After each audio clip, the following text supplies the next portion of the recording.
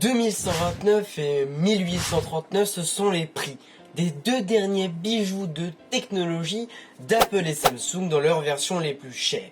Mais cela vaut-il le coup de débourser l'équivalent du salaire mensuel moyen d'un Français, et cela simplement pour un téléphone conçu initialement pour appeler? C'est pourquoi aujourd'hui je vous propose de découvrir à mes côtés un petit comparatif entre l'iPhone 14 Pro Max et le Samsung Galaxy S23 Ultra, 12 Go de RAM et 1 Tera de stockage. De même, avant de commencer ce petit comparatif, vous pouvez trouver en description toutes les sources et les sites d'où mes informations proviennent. Et c'est parti, Samsung Electronics et Apple Incorporated, ces deux grands concurrents qui ont toujours été en rivalité, vont aujourd'hui être mis au test.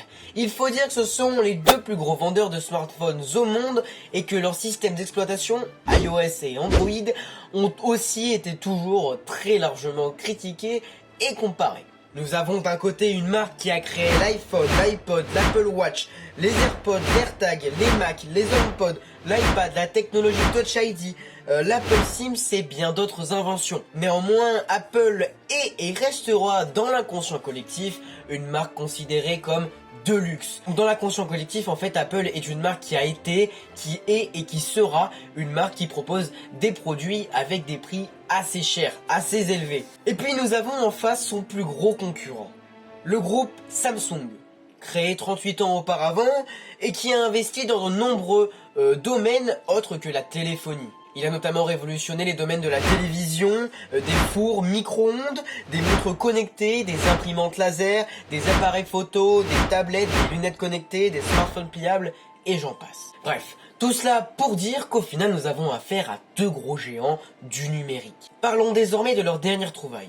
L'iPhone 14 Pro Max dans sa version la plus chère et le Samsung Galaxy S23 Ultra dans sa version aussi la plus chère. Il est vrai que Samsung nous a habitués à mettre ses prix pour la plupart du temps en dessous d'Apple, mais il fallait bien s'aligner à tous ses concurrents. Et ce nouveau Samsung est donc l'exception de la gamme des Galaxy. Parlons désormais des caractéristiques techniques des deux smartphones. Le comparatif va donc se découper en plusieurs parties, et la première partie est donc le design. Allez, c'est parti. Dans le design, on va notamment parler des dimensions, avec on va voir un Apple qui est un petit peu plus petit en termes de dimension que le Samsung. Il est notamment plus petit de 3 mm en termes de hauteur, de 1 mm en termes de largeur, et en termes d'épaisseur, ça c'est assez important, il est aussi plus fin que son concurrent de plus d'1 mm, ce qui est quand même assez énorme. Par contre, pour ce qui est de la taille de l'écran, on a ici pas un iPhone qui est plus grand en termes de taille d'écran que son Samsung, mais c'est bien le contraire. Le Samsung a une taille d'écran de 6,8 pouces et l'Apple de 6,7 pouces. 0,1 effectivement pouces de différence, c'est pas énorme mais ça peut faire la différence pour certaines personnes. Ensuite, pour ce qui est des types d'écran, on a chez Apple bien sûr un écran Retina et chez Samsung un écran Super AMOLED. Ces deux écrans ne sont pas comparables, mais par contre on peut les comparer sur la définition de l'écran, avec une définition plus petite chez Apple qui est de 1290 par 2796 pixels pour l'Apple et de 1440 par 3088 pour le Samsung, ce qui correspond donc à du Quad HD+ pour le Samsung et un petit peu moins pour l'Apple. Parlons ensuite des points par pixel. Chez le Samsung on a 501 points par pixel et chez l'Apple on en a que 460 points par pixel, ce qui fait 42 moins. Pas une grande différence à vue d'œil, mais ça peut faire la différence par contre pour certaines personnes, effectivement, encore une fois. On a aussi un Samsung qui est 7 grammes plus léger que l'Apple. Rien de bien méchant, mais c'est quand même une caractéristique à noter. Voyons maintenant l'indice de protection qui est de IP68 pour les deux, le meilleur indice de protection qu'on ait jamais conçu jusqu'à maintenant. Voilà, donc on en a donc maintenant fini avec les thématiques, la première thématique sur le design, et on voit donc que le Samsung l'emporte haut la main avec 4 points respectés sur 7 contre un seul point malheureusement pour l'Apple sur 7 qui correspond en fait aux dimensions. Voilà. Parlons maintenant du deuxième thème qui est la question du matériel et notamment du processeur. Voyons lequel des deux est le meilleur et le plus performant. Alors nous avons chez Apple un processeur typique de chez eux, qui est construit chez eux, le Apple Bionic A16, Et chez Samsung, on a un Snapdragon, bien sûr, le Qualcomm Snapdragon 8 génération 2, le meilleur processeur jamais construit sur un Android. Et de l'autre côté, on a en fait le dernier processeur construit chez Apple. Alors, prenons maintenant la note Antutu. La note Antutu, c'est la note qui correspond à la puissance du processeur sur la matière de la vidéo et de la 3D. On a une note de 1 285 000 chez le Samsung et de 972 936 chez l'Apple. En fait, plus la note est élevée, plus le processeur est puissant et performant. On voit donc qu'il y a quand même une différence de 300 000 points entre les deux, et le Samsung l'emporte aussi haut la main sur la question du processeur. Attention, les deux processeurs ne sont pas comparables car ce sont deux modèles bien différents et ils sont même pas de la même marque, mais par contre on peut bien les comparer sur leur performance en jeu, en 3D, etc. Alors voyons maintenant la rapidité du processeur. Alors on pourrait se dire qu'avec la note Antutu du Samsung, la cadence du processeur, donc la vitesse du processeur sera bien élevée par rapport à l'Apple. Et ben non, c'est pas le cas parce que l'Apple a une vitesse de 3,46 GHz contrairement au Samsung qui monte au maximum à 3,2.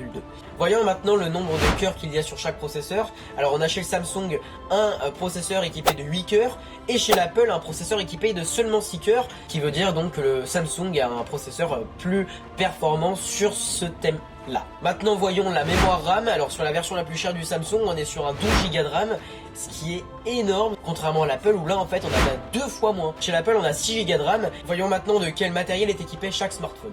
Alors chez le Samsung, le S23 possède un lecteur d'empreintes contrairement à l'Apple qui lui n'en possède absolument pas. Chez le Samsung on a aussi un capteur boussole, ce qui est totalement différent de l'Apple qui lui n'en possède pas. Et ensuite sur les autres points du matériel on est absolument équivalent. Passons désormais à la troisième thématique, c'est parti. Alors la troisième thématique c'est donc la caméra qui est un thème assez important.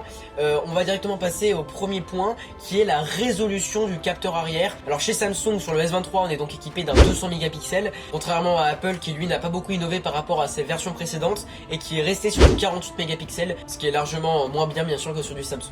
Ensuite parlons du nombre de caméras qu'il y a sur les deux smartphones. On a chez Samsung 4 capteurs et chez Apple on en a seulement 3. Alors pour ce qui est ensuite de la définition de l'enregistrement vidéo, sur Apple on est toujours sur la 4K. Et alors par contre là sur le S23 Ultra on est sur de la 8K. Pour ce qui est aussi de la qualité photo, le Galaxy S23 s'en sort extrêmement bien, bien meilleur sur ce thème là que son concurrent. Par contre en termes de photo et notamment sur le mode portrait, l'iPhone l'emporte haut la main. Passons désormais à la quatrième thématique, c'est parti. Alors la quatrième thématique c'est donc la connectivité avec notamment le réseau et etc. Alors on a chez les deux smartphones une puce qui peut supporter de la 5G, encore faut-il avoir un forfait 5G, mais les deux peuvent l'accueillir. Et en termes de connectique pour recharger son smartphone, on est chez Apple encore sur du Lightning, ils n'ont toujours pas changé malgré les normes européennes, et sur le Samsung S23 on est encore sur disons le chargeur universel de l'USB Type-C. Alors par contre on a bien sûr des capacités différentes de batterie sur les deux smartphones avec notamment un S23 qui a 5000 mAh contrairement à l'Apple qui en a 4323 qui est largement moins que son concurrent.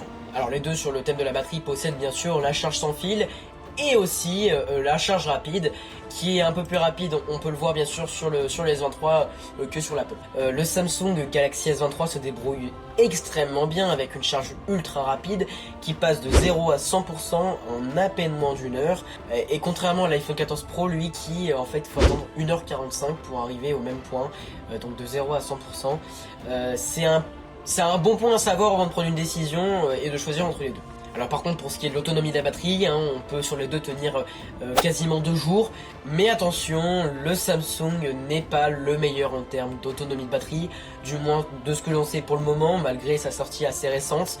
L'iPhone 14 Pro Max a une meilleure autonomie effectivement que le Galaxy. Et ça c'est incomparable. Nous arrivons désormais au dernier point qui est l'indice de réparabilité qui est de 7 sur 10 pour l'iPhone et de 8,2 pour le Samsung. Ce qui veut dire tout simplement que le Samsung sera beaucoup plus simple et moins coûteux à réparer que son concurrent. Nous allons désormais maintenant parler de la question la plus importante, le prix et surtout le classement entre les deux. lequel est le meilleur. Alors, pour ce qui est du Samsung, son prix de lancement est de 1419 €, ce qui reste une somme assez conséquente. Et son concurrent direct, donc l'iPhone 14 Pro Max, a eu un prix de lancement à 1350 €, ce qui fait une différence de 70 €, ce qui n'est pas énorme, on va pas se mentir pour les différences qu'il y a en termes de matériel. Sur la date de sortie, effectivement, on a un Samsung S23 qui est sorti en février 2023, bien plus récemment que l'Apple, qui lui est sorti en septembre 2022. Voyons désormais lequel est le meilleur entre les deux, avec leur note qui va avec. Ce classement va donc être réalisé en fonction de toutes les performances qu'a ces deux smartphones, en fonction des sources, en fonction des sites officiels d'Apple et de Samsung, et surtout en fonction des avis utilisateurs que vous pouvez trouver sur le net. Alors pour ce qui est de l'iPhone 14 Pro Max, je vais lui attribuer la note de 4,4 étoiles sur 5. Et maintenant on va voir le Samsung, à qui je vais lui attribuer la note de 4,5 sur 5. Alors donc pour moi, et d'après tous les avis utilisateurs que vous pouvez trouver sur le net, le Samsung est bien largement au-dessus de l'iPhone et qui a des performances beaucoup plus élevées que son concurrent.